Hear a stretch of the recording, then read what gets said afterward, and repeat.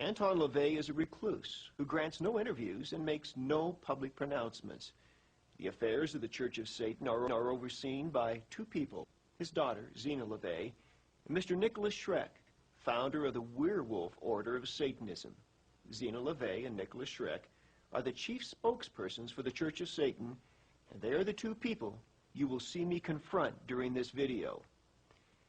Whether or not you believe in a literal devil, you should be concerned about the plans of LaVey and Schreckiem to establish a satanically ruled society.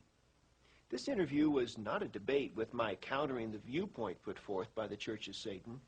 The purpose of this video was to divulge information regarding the agenda of the Church of Satan, facts that until now have been cloaked in rumor and contradiction. Jane Mansfield. Was Jane Mansfield a follower and or a lover of your father?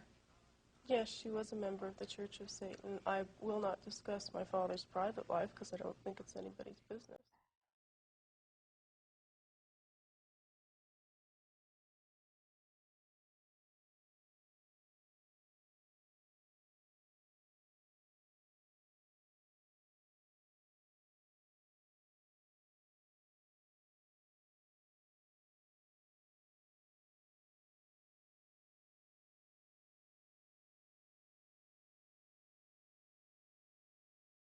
Marilyn Monroe. What was the connection with Marilyn Monroe?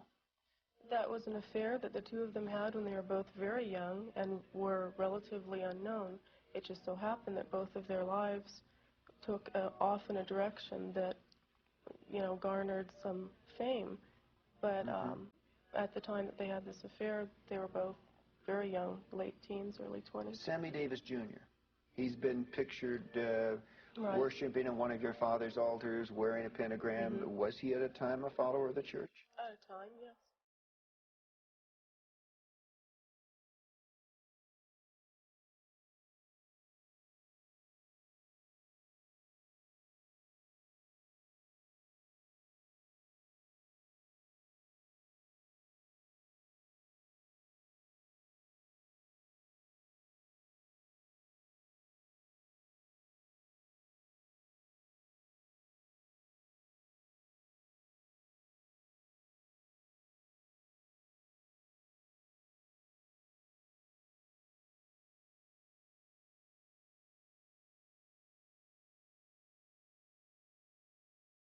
And then there are other actors as well. Because of For whom? For example, whom?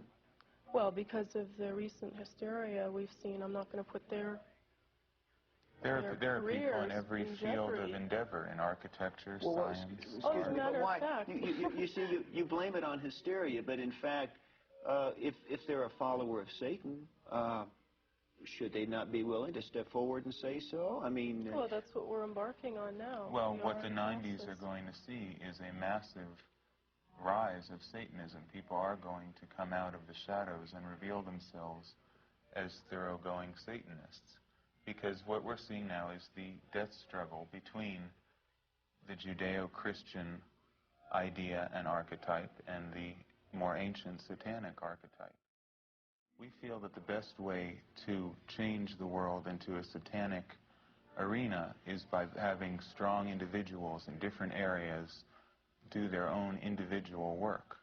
So by joining the Church of Satan, you enter into the possibility of going into the higher echelons of the Church of Satan. But if you join What's been happening to Nicolas Schreckiem since the last time we met? Well, we're entering phase 2 of Radio Werewolf's operation for world dominion. And what we're waging is a cultural war right now on every front, in music, in literature, utilizing the media against itself. What we're trying to do is bring back a resurgence of the Western European tradition that has been all but lost in the world. And we're using music because that's the instrument that young people respond to right now. We're doing propaganda directly to awaken the wolf in man, because the wolf is a symbol of Western European power and fury, and that's why we use the werewolf imagery. I understand you're talking about the evolution of this, that your music is getting more into the political... Well, our music, well, I wouldn't say political, because we transcend politics. Politics is merely the puppet show of human beings, and we transcend that. But we are interested in the control of human beings for our own purposes. Music of today is absolute swill. It's designed to keep young people passive, restrained, and it's designed to tame them and keep them into sort of domestic sheep. I would separate young people today into two breeds. There's predators, which are the wolves, and there are the sheep, and that's most of them. And we appeal to an elite. We are, frankly, an elitist organization. We seek a few excellent people.